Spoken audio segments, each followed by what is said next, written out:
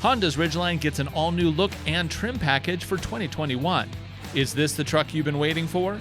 We tackle dirt, mud, and snow to find out.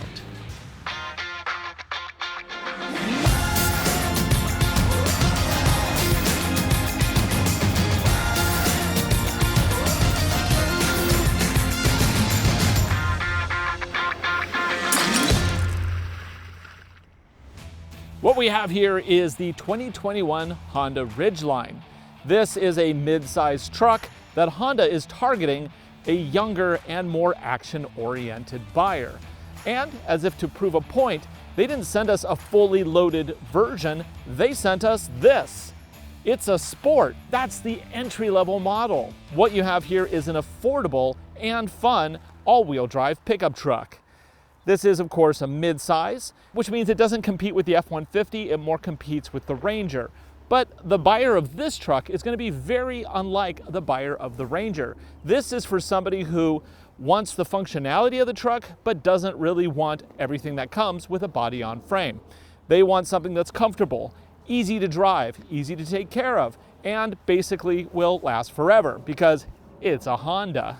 In terms of design, for 2021, they have added the new HPD package. That adds looks that are befitting an off-road adventure mobile. We're looking at a Boulder grille, plastic fender flares. These wheels and tires are also part of the HPD package.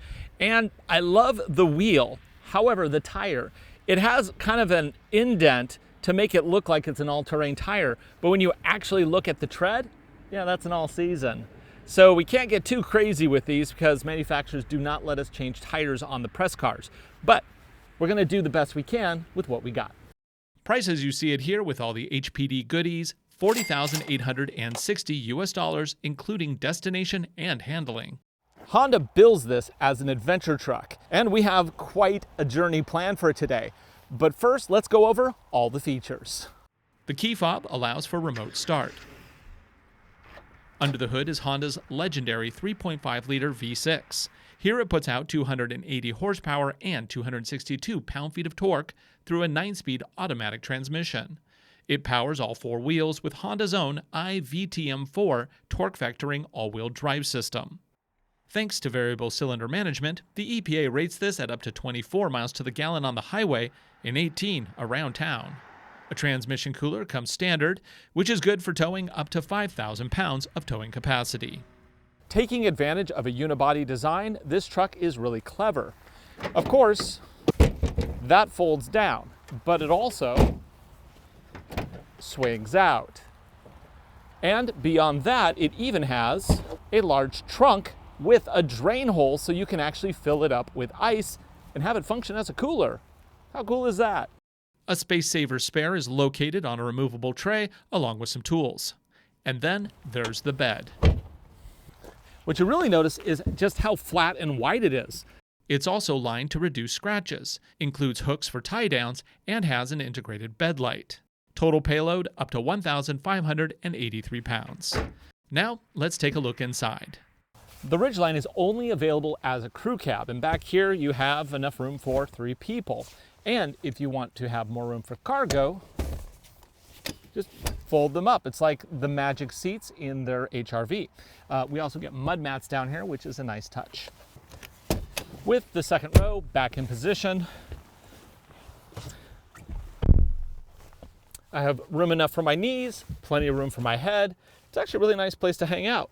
Plus they give me a bin for my phone and a cup.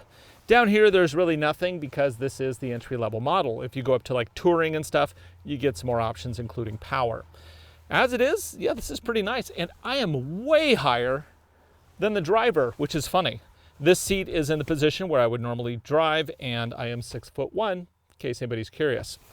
Here we also get a fold-down armrest with cup holders.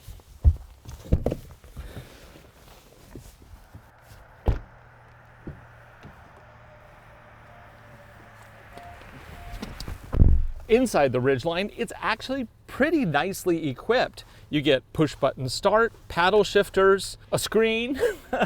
Oh, you also get armrests that are can be flipped all the way back. Get a huge bin with See that it has USB and DC power, and then you also have USB and DC power up here. You won't find anything like, a charging pad. You don't even have navigation on the head unit. Even the gauge cluster is pretty simple. However, this is the entry-level model. I would say this is probably for a younger buyer. Maybe it's somebody who's looking for their first brand new truck. They have the income to support that. They want something that has the capability of a pickup, has the comfort of an SUV, and has all the basics that you really need. I mean, it has multiple textures and they all seem high quality. You even get dual zone climate control, which is kind of surprising at an entry-level price point. Visibility is great. The seats feel relatively comfortable. These are, of course, fabric. As you go up the food chain, you can get leather. I really like they have the mud mats down here. That's a nice touch. The steering wheel, it does feel plasticky. I would probably immediately run out and leather wrap this thing because I really like leather wrap steering wheels. That's an easy thing to do in the aftermarket though. And if you plug in an iPhone or Android Auto, you get integration on the main head unit. And it's a pretty nice looking screen. I mean, it's not the highest end unit, but it will do. In terms of advanced safety, you don't get blind spot warning, but you do get collision mitigation as well as adaptive cruise control and lane centering. Nice features at this price point. The rear view camera is okay. It's pretty low resolution, but it's effective. It even includes tracking lines, which is a nice touch.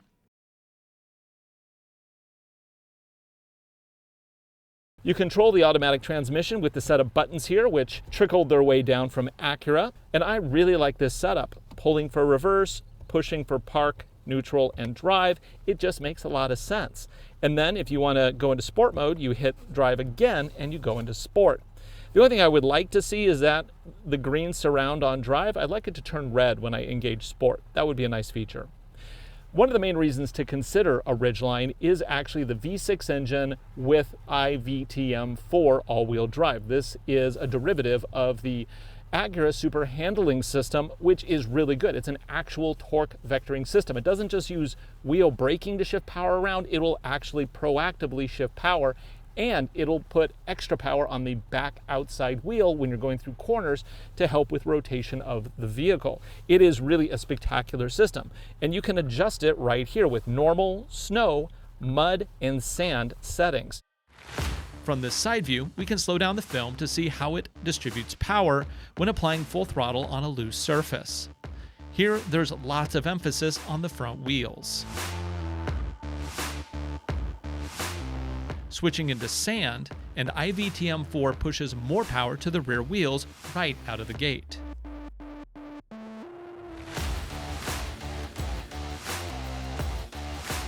With the drive mode back at normal, time to see how fast it can run from 0 to 60 on a paved surface.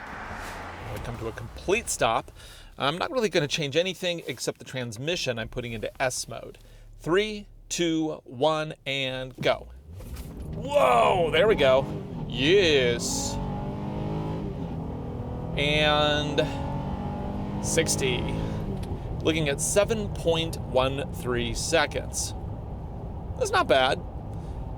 It's not great, but it's not bad.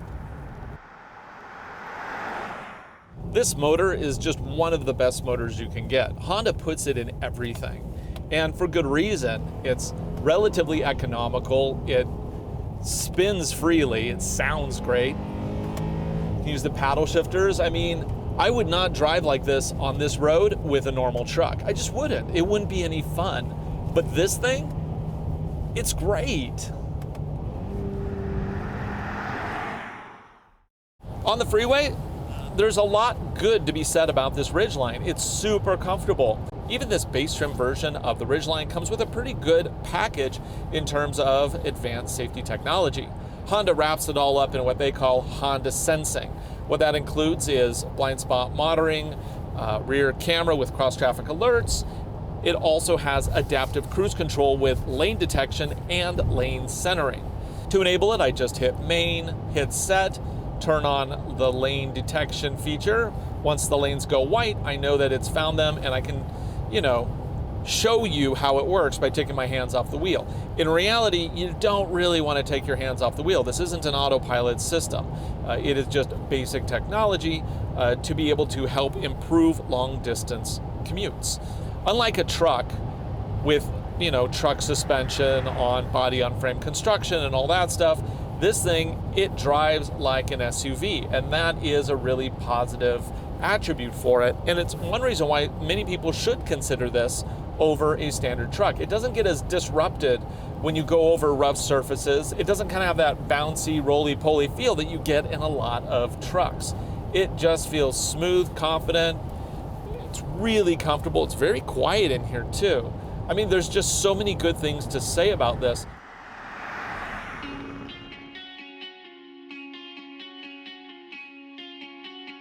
We are just outside of Ellensburg, Washington, to take this on a segment of the Washington Overland Trail. Now, this is going to be a complicated dirt road, and it's mostly complicated because of the vehicle. It has limitations.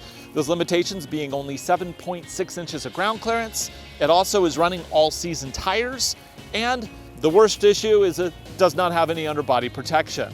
That's right, we are running naked.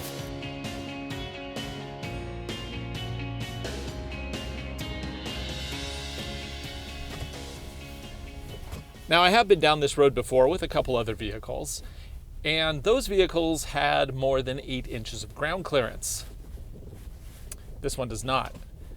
Further, these are all-season radials, which aren't going to have a lot of grip in off-road conditions, and even worse, the spare is a space saver.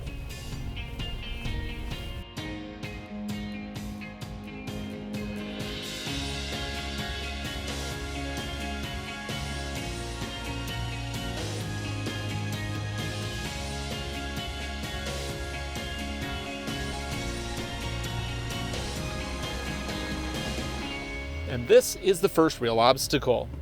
This is a crosscut, which is going to take traction off of the front passenger wheel and the driver back wheel. Now, there's no settings on IVTM4, which is both its, curse and a blessing. There's no way to lock up anything. We just have to rely on the system to channel power where it's needed, all the while not grinding the underside. Let's see how this does. I just have it in normal right now. See that power shift? Power shift. Oh, there we go. There we go. Yeah. Smooth as butter. No worries. Let's head on up the mountain. IVTM4 can send up to 70% of available power to the back wheels. It then shifts power left and right as necessary to help the Ridgeline get over the obstacle. Moving along, you can see the same power transfer happen as I tackle this rut along the road. First, I dip in a front wheel and get out, checking clearance to make sure I don't break anything.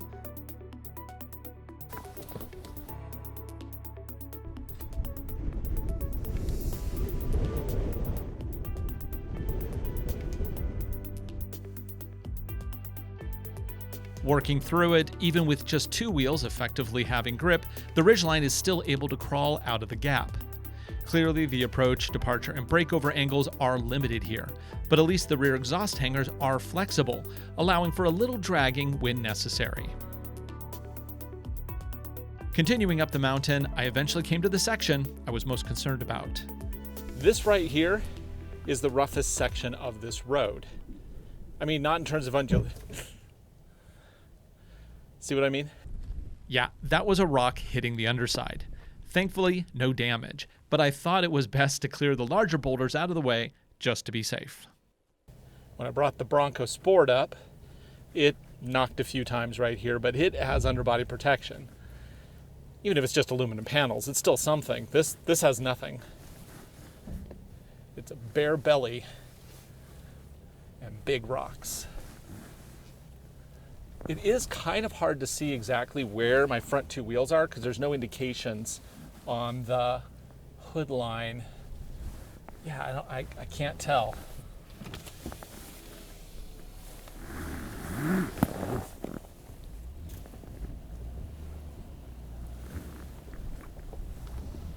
Super slow. Does not drag anything. Oh man. I don't think I could do this whole trail at 1 mile per hour. Luckily, this rough spot is a short section. although there's are other rough spots. Ooh. Okay, made it out of that alive. On to fight another day.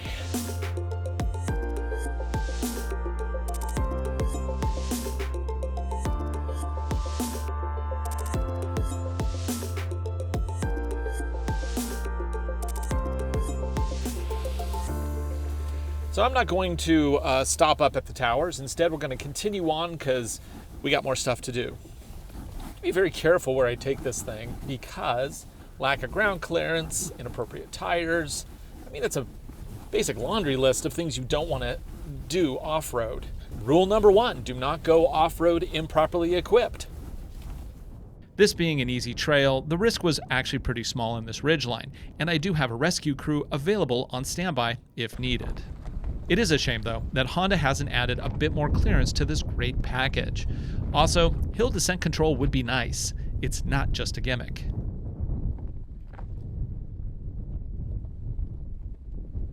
So it's situations just like this where hill descent control would be really useful. Yeesh. I mean, it's doing fine, but I would like a safety net. Maybe just a little one. Because these rocks are very slippery. It's hard to tell just, on camera. You can't look at this terrain and go, oh, that's slippery. But trust me, it's very slippery. Put my foot on the brakes. Yeah, I roll. See? Let's not get out of control here. So yes, you can take this overlanding. No, it is not the best choice.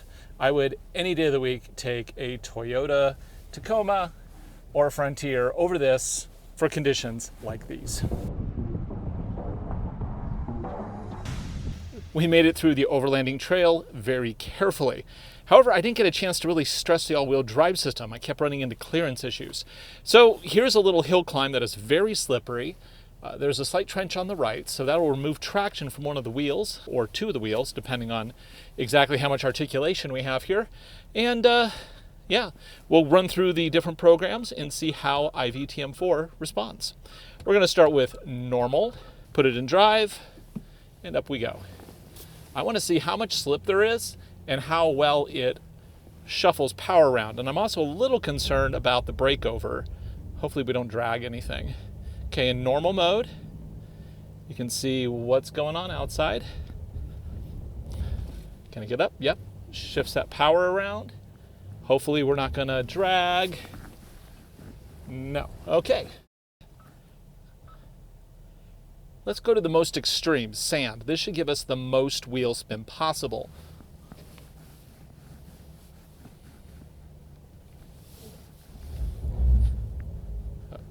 Yeah. I have to admit, it feels kind of the same from this seat. Now let's see how much different snow is. Snow should allow for the least amount of slip. Up the same rise. Slowly approach. Now this is interesting because in snow mode, my throttle is super sluggish. I have to add so much more throttle than I did those other modes. And on the outside, you're probably seeing less slip. It's more aggressively moving that power around without allowing the wheels to lose traction. Here are all 4 drive modes in slow motion, side by side. Which do you think is the most effective at moving the Ridgeline up the incline? To me, sand looks to be the best, but all the modes work to get it up the hill. So does it really matter which one you pick? In most cases, probably not. But we're not quite done yet. Heading back to the wet side of the mountains, a late season snowfall presents one more opportunity. I have one more test. I want to see how well this does on our rock trail. And yeah, all season radials. Heavy snow, ice with water on top. This is some of the hardest stuff to climb. I don't think that it's going to do very well because simply there's going to be no grip with these tires. They're just not going to be able to cling on to anything. As usual, I'm going to start the system in normal. IVTM4 doesn't give us a lot of options. It basically just gives us a few different modes, but beyond that, there's nothing else. Gonna hit drive, and up we go. So torque vectoring is really a great system. However, you need some kind of grip to be able to make forward momentum. Even the greatest system on the planet isn't gonna work if there's no grip. If there's 100% no grip on all 4 tires, you're stuck. I don't care how good that all-wheel drive system is. Although this one seems to be doing pretty good so far. Oh, there we go. It's still doing great though. I am a little concerned about our approach angle here. Yeah, we're scooping up a little snow in the front there. Man, it just keeps on going. This is pretty incredible, actually. Wow. Now, I wish I could tell you exactly what's happening, but for some reason on the lowest trim, they don't include an all-wheel drive gauge. All I see is my MPGs. This upper section is always the most challenging when it's covered with ice. And we are starting to get stuck. So I'm gonna go ahead and switch it into snow mode, which should slow down our throttle and optimize the all-wheel drive system for slippery conditions. Let's just see if we can get out like this or if I need to back up. Let's back up a little. Always need a little momentum. Through we go. Oh! Nope. Let's try again. Nope. This is tricky. This stuff is really hard. Even my 4Runner had trouble with this when I brought it up here a few days ago for the Bronco Sport review. And keep in mind the Bronco Sport actually had 3-peak rated all-terrain tires on it, so it was ready for this kind of condition. Okay, getting a little momentum, getting through. Kind of hitting that snow on the underside though because of the ground clearance isn't so great. Oh man, this is so tough. I don't know if we're gonna make it.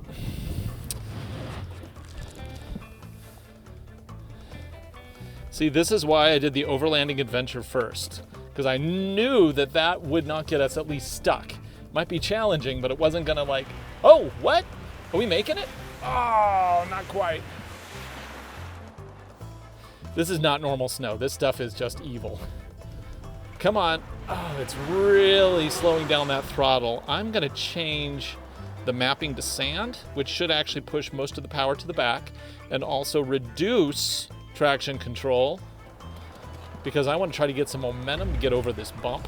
I think it keeps just kind of killing my momentum here. Maybe it's just the lack of grip that's killing my momentum. Let's see. Whoop, whoop, whoop, whoop, whoop. Okay, here we go. Woo! Ha! Made it! Slowly, slowly, still have some progress. Still doing it. Yes! Ha!